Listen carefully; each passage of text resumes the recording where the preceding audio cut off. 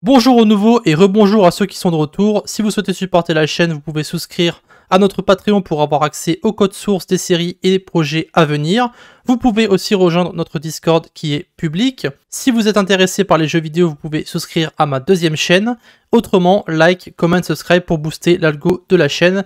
Tous les liens sont dans la description. Bon visionnage. Et nous sommes repartis pour l'épisode 6 de Discord.js, notre petite série sur la version 13. Et dans cette vidéo, nous allons créer notre command handler. Ce sera pour les commandes et non les slash commands.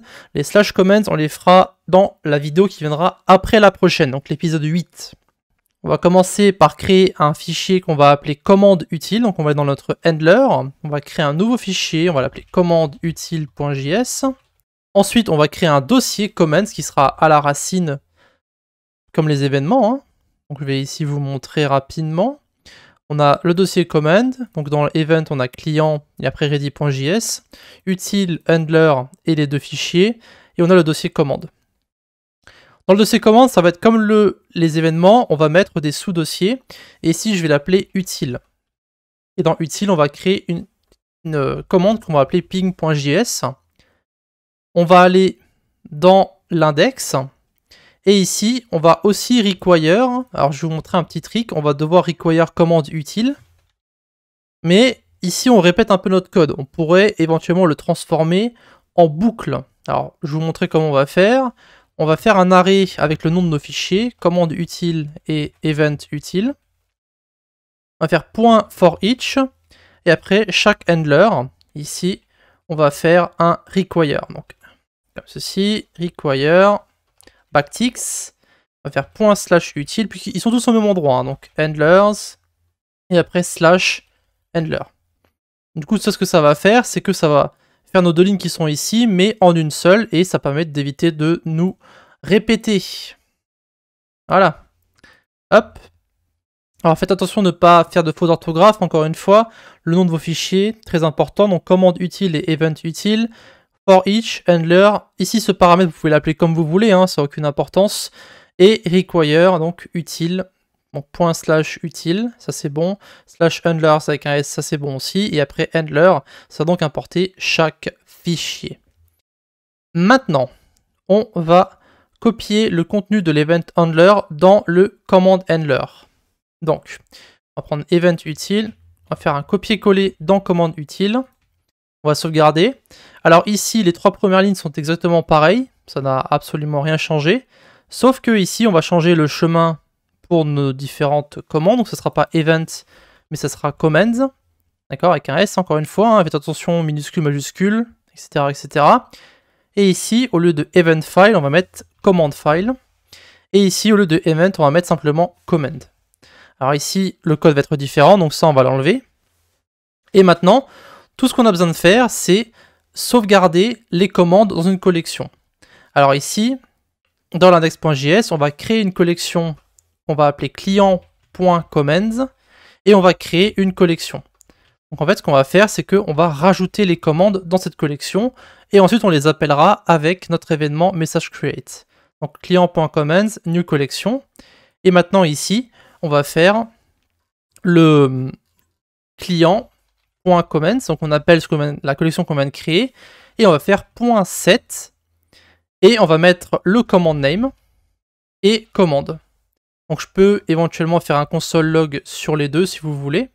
Donc on va mettre cmd.name et cmd, pour que vous puissiez voir à quoi ça correspond. En soi c'est pas très compliqué, mais vous allez voir. Alors évidemment, avant de lancer le bot et de tester ce command handler, il va falloir rajouter le code sur la commande ping. Alors on va On va prendre ici le code sur notre fichier ready et on va mettre le coller dans la fichier ping. Ici le nom, on va mettre ping. Le once, on n'en a pas. Et ici on va utiliser une autre fonction qu'on va appeler run. Et ici on va avoir, alors c'est run double point, et on va avoir, parce que c'est une fonction, run, on va avoir trois arguments je vais vous montrer juste après. Donc on va avoir message et args. Message, ça va être l'événement message pour utiliser les différentes fonctions qui vont venir avec. Et args, c'est des arguments qu'on pourra récupérer par la suite. Ici, je vais mettre message.channel.send et on va mettre pong. Voilà, donc on reviendra à cette commande ping, mais c'est juste pour vous montrer à quoi va ressembler l'architecture de toutes nos commandes, en tout cas pour le départ. Maintenant, on va aller dans index.js et on va importer un intent supplémentaire. Alors si on va ici sur la documentation, on peut voir que pour récupérer message create, on l'a pas par défaut, on va devoir utiliser guild message pour avoir accès à message create qui est ici. Et donc pour ça, on va devoir modifier l'intent. Donc on a aussi guild, je rappelle. Donc intent 513. Donc on retourne sur notre petit fichier. Et ici c'est plus 1, du coup c'est 513. Voilà. Juste pour modifier l'intent, pour récupérer guild message correctement. Et du coup maintenant dans event ici, on va aller dans event, pas dans client. Dans event, on va créer un nouveau sous-dossier et on va l'appeler guild message pour le nom de l'intent. Et après, maintenant, on va créer l'événement, donc messagecreate.js. On va copier ready.js. Ici, le nom de l'événement, ce sera donc message_create. Donc faites attention aux majuscules et minuscules. Le bond, cette fois-ci, il sera false. Et donc là, on va vérifier les paramètres pour message_create. Si vous revenez tout en haut et qu'on va sur message_create qui est ici, quelque part. message_create qui est ici, on a donc un paramètre, donc on aura quoi qu'il arrive client, et après on aura un autre paramètre qu'ici on va appeler message. Voilà, alors j'ai mis au mauvais endroit, non c'était bon, c'est bon. Maintenant, dans le message_create, on va devoir mettre plusieurs lignes. Donc on va avoir en fait tout ce qui est argument et tout ce qui est commande, parce qu'on va enregistrer les commandes que l'utilisateur va taper. message_create, en fait, il va simplement se déclencher lorsque l'utilisateur va taper un message. Et ici, on va enlever le code, donc le console.log, et on va taper le code de l'événement message. Donc if message.author.bot return. Ça, c'est la première vérification qu'on va faire, c'est si l'auteur du message, c'est le bot, on veut l'ignorer pour pas qu'il se répète en fait en boucle. Ensuite, on a if message.content.starts with préfixe return. Alors ici, on n'a pas de préfixe, mais si le contenu du message ne commence pas par le préfixe, alors on va aussi ignorer, parce que ça ne sera pas une commande. Et donc ici, on va créer un const préfixe, et on va mettre un point d'exclamation. Vous pouvez mettre le préfixe que vous voulez, donc ça peut être un point d'interrogation, une virgule, peu importe. Et maintenant, on va créer nos arguments, donc const args. Alors ça, c'est un truc qui est assez long, c'est message.content.slice, préfixe.length. Alors faites attention aux lengths, les gens ils ont tendance à écrire ht, c'est th, et ici c'est .trim.split, et on va faire /+/g. Tout ce que ça va faire, c'est permettre de récupérer en fait les arguments qui vont se trouver après le préfixe. Donc si vous avez quelque chose qui va ressembler à ça, ping par exemple, eh bien ça va récupérer ping sans le point d'exclamation. Et si vous avez une commande qui par exemple s'appelle user et après vous devez mentionner un user, eh bien ça va récupérer la commande et aussi ce qu'on a ici. Donc ça va tout récupérer, tout ce qui se trouve après le préfixe. D'accord? Voilà. Et donc maintenant, on va récupérer le nom de la commande. Donc on va faire const command name égale args.shift.toLowercase pour récupérer simplement le nom de la commande. Ensuite, on vérifie qu'il y a bien une commande. Donc if command name.length égale 0, on return. S'il n'y a pas de commande, de nom de commande, on return. Et ensuite, on va récupérer cette commande. Donc, let commande égale client.commands.get command name.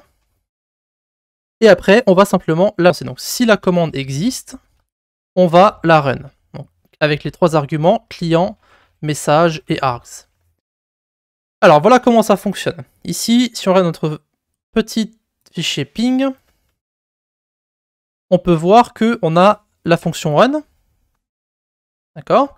Avec les trois arguments dans le bon ordre, donc client message args, Et ensuite, donc ce qui va se passer ici, c'est que notre collection qu'on a créée ici, et toutes les commandes qui vont s'enregistrer à l'intérieur de cette collection, grâce à notre event handler qu'on a là, eh bien, on va ensuite pouvoir récupérer, grâce au nom de la commande qu'on va taper sur Discord, le contenu qui se trouve dans le fichier ici, et la commande sera ensuite lancée grâce à la fonction run. Ça marche? Donc ici, on va maintenant lancer, alors il y aura peut-être une erreur, peut-être pas, hein. On va voir. Donc on va faire node index.js. On va voir s'il y a une erreur ou pas.